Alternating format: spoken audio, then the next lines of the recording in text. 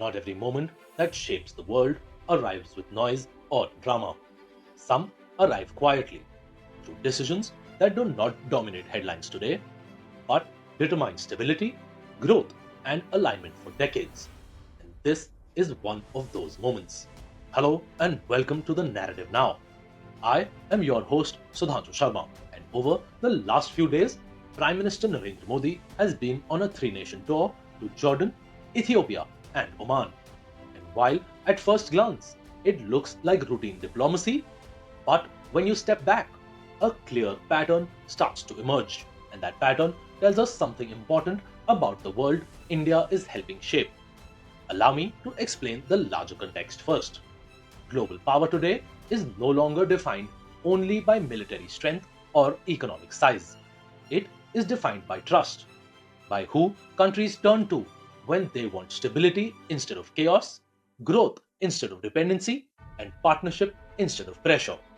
India, under Prime Minister Narendra Modi, is increasingly becoming that country, which this tour has made unmistakably clear. First, the Prime Minister went to Jordan, which was historic in itself, because it was the first full fledged bilateral visit by an Indian Prime Minister to Jordan in 37 years, coinciding with 75 years of diplomatic relations.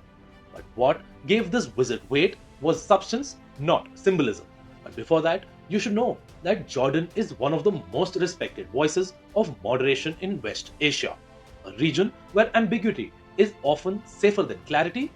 Jordan chooses clarity, as it expresses firm and unequivocal support for India's stand against terrorism, rejecting it in all its forms and manifestations. And that matters, because it signals that India's security concerns are no longer viewed as regional disputes, they are recognized as legitimate global challenges. But this visit also delivered tangible outcomes.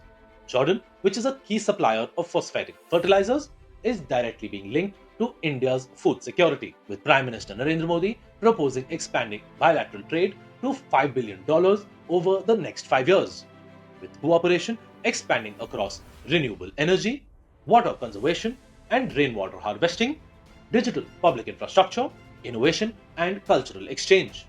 But then came a moment that quietly reflected India's civilizational confidence. The twinning of Petra and Ellora, two ancient wonders separated by geography, united by history, not as relics of the past, but as living civilizations. And then, from West Asia, Prime Minister Narendra Modi traveled to Africa, to Ethiopia. And though this was his first visit to the country, the response was extraordinary. The Prime Minister of Ethiopia personally received Prime Minister Modi at the airport, with Addis Ababa said to be lined with Indian flags and newspapers describing the relationship as one that goes beyond time. But these were not ceremonial gestures. They were expressions of genuine regard. And at the Ethiopian parliament, Prime Minister Narendra Modi addressed a joint session, where he concluded his speech with the words Dena Hunu in Amharic, and the standing ovation that followed said everything. That moment captured the essence of India's engagement with Africa: connection without condescension, partnership without hierarchy, and strategic cooperation, not symbolic engagement. The Ethiopian visit produced concrete outcomes too. India and Ethiopia elevated their relationship to strategic cooperation, with MOUs being signed on customs cooperation, data center establishment, and United Nations peacekeeping. But discussions also covered artificial intelligence, digital public infrastructure, agriculture and food security, health systems, defense cooperation, education, and scholarships.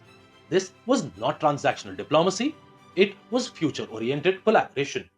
Prime Minister Modi was also conferred Ethiopia's highest civilian honor, the Great Honor Nishan of Ethiopia, which is a matter of pride, because such honors are reserved for leaders who deliver trust, not rhetoric.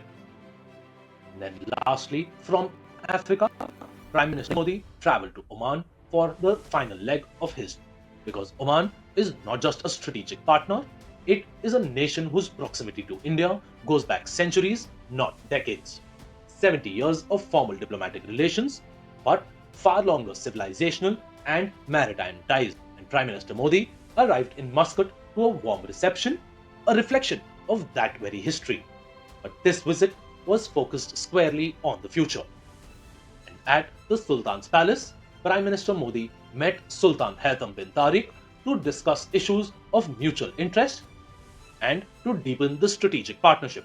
And at that very palace, India and Oman signed a comprehensive economic partnership agreement, or a CEPA, which is a defining moment because a comprehensive economic partnership agreement is not a symbolic document, it integrates economies, trade, investment, energy, technology, defense, and logistics. It anchors Oman firmly into India's long term economic and strategic framework in the Gulf and the Indian Ocean region.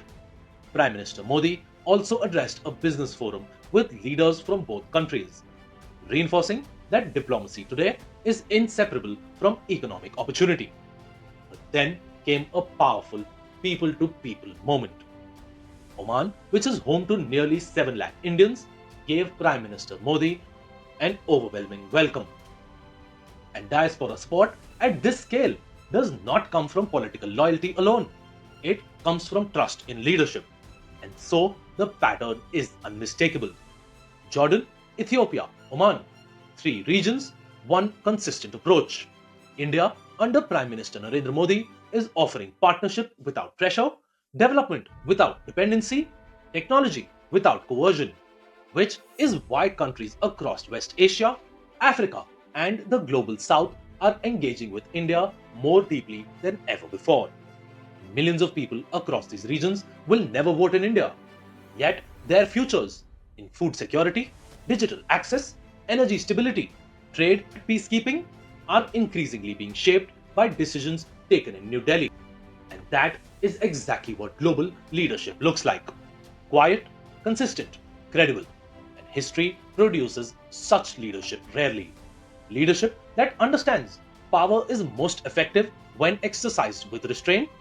Leadership that understands that influence lasts only when it is built on trust. And leadership that understands that a nation's rise matters only when it contributes to global stability. Prime Minister Narendra Modi today stands not only as the leader of India, but as a leader whose decisions resonate far beyond India's borders. India is not seeking to dominate the world, it is stepping forward to stabilize it. And that is the narrative now. Jai Hind.